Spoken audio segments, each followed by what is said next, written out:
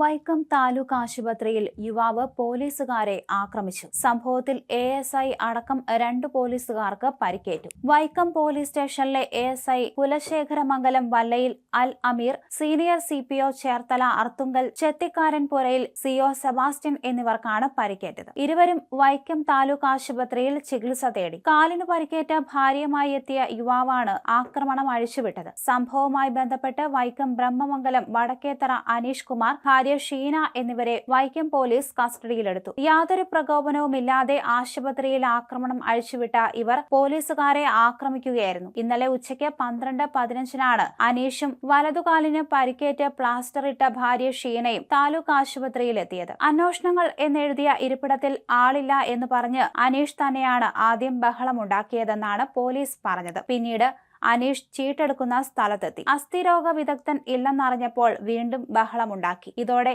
ആശുപത്രിയിലെ സുരക്ഷാ ജീവനക്കാരനും എയ്ഡ് പോസ്റ്റിൽ ഡ്യൂട്ടിയിലുണ്ടായിരുന്ന ASI അൽ അമീറും ഇരുവരെയും ശാന്തരാക്കാൻ ശ്രമിച്ചു. ഇതോടെ പോലീസുകാരെയും സംഭവം കണ്ടുനിന്നവരെയും ചീട്ടു നൽകുന്ന ജീവനക്കാരെയും അനീഷ് അസഭ്യം വിളിച്ചു.